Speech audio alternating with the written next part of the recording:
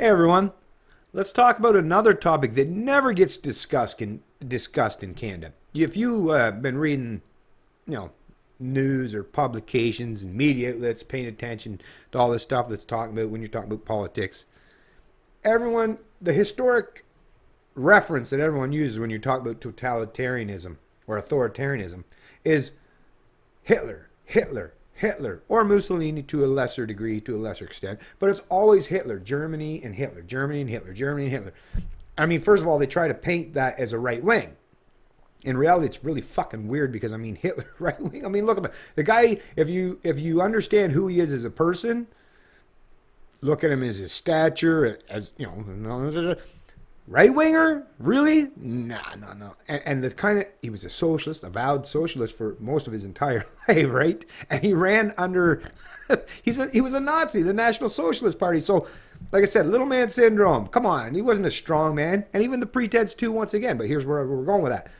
But we're inundated with the fascists and Nazism, right? What's the thing that is never propagated by the media or any of the politicians? Except maybe I think Stephen Harper was the one person, and they're doing that memorial now against victims of communism, right? As a little bit of a pushback to a certain degree, I guess. Whatever. I mean, I will give him some credit there. He's the only politician in Canada, I think, in recent decades or any time that I can even think of that even brought this to light. Like I said, not defend him. I think he's a piece of shit, to be honest with you. But yeah, why is communism never discussed? Why is Stalin and you know, there's been estimates, and I mean, it's wide ranging, right? But as low as maybe 20 million, and I've seen reports as high as, or estimates as high as 55 million Russians that died under Stalin's rule. I mean, yeah, Nazism and don't, like I said, fuck no. Don't even try to fucking paint that I would ever defend Nazism or any of that bullshit, right? But I mean, yeah, it's terrible when you're talking about numbers, right? Because, like I say, I don't even look at one as being better than the other. I mean, whether you fucking killed 10 million people or 20 million, I guess, yeah. I think they're both fucking psychopath, fucking vile, despicable people. And the people that follow the orders, that's actually the worst thing. Actually, there's something that we all have to talk about that's really got to be discussed. Because, and we've heard people, you know, liberty lovers, libertarians, anarchists, you know, anarcho-capitalists, like Western anarchists, not fucking the NCOMs. Or actually, the NCOMs that actually do understand those things, they'll tell you too, is these political ideologies, they're all collectivists. All their ideologies, now there's different variances, just like in any particular ideology or religion or cult. There may be different variances, but the end result is always the same. You sacrifice the individual for the greater good. That's what Nazism was all about. That's what communism was all about. And in reality, that is what democracies are all about. Now, there was a couple Western countries.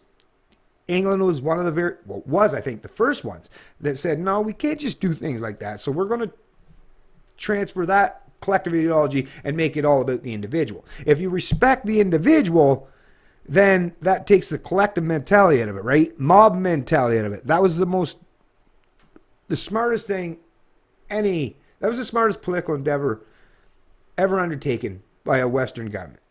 But once again, they were still looking to rule over you. They just wanted to give you a little more confidence, make you more productive. In reality, they still wanted to sacrifice your rights for the greater good.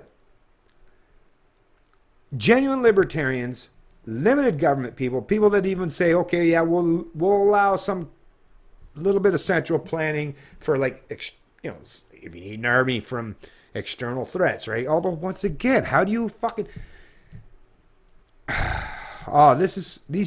this kind of stuff, it drives me crazy because all these things have been answered that we don't need any of that stuff. But I always have to remember, yeah, but there's other people that aren't quite on my level as far as understanding these things. So I got to talk in a manner that's, yes, I understand these concepts. A lot of people don't. But communism, collectivism, every form of it is completely destructive for the strong, independent individual. Stalin was not, I mean, see, you know, these rambles. And I kind of just skipped right over what I was going on. But I'm very passionate about when I talk about these things. But what I was trying to get to is these are people that they were talked like as if they were strong men, right? But a strong man will actually lead by example. None of these people led by example. They sent their enforcers, their minions out to carry out their orders, their edicts. And that's the part what I was trying to get to is it's the enforcers. These are the people that are the most responsible. And we got to stop trying to always paint, the leader, right, as the only perpetrator of that violence. Because in reality, Hitler, look at him, pathetic. Like I said in my video before, I could take a booger and flick it at him, probably would have knocked the fucking guy over, right? So no, he had no power to do shit. He had no power to kill millions of Jews or communists or whatever, right? Capitalists. That only happened because he had lots of mindless minions and enforcers that followed out his orders and his edicts. That's how it happened. Hitler's just a fucking frail piece of shit loser with a fucking retarded ass mustache when you take away his enforcers. Just like Stalin. Another fucking piece of shit, a little better mustache, but still, just another piece of shit, sociopath or control freak that's rambling on. I'm talking about your fucking shit without the enforcers, the mindless enforcers that are loyal and obedient to carry out these vile and despicable acts under, the pretense of the betterment of the people, right? And I'll paint, like I said, fuck it, Trump or anyone else. If you're a mindless enforcer for your sociopathic or your control freak master, your political master, you are ultimately the one to blame for all the destructions of the freedom and liberty of the people in your particular country.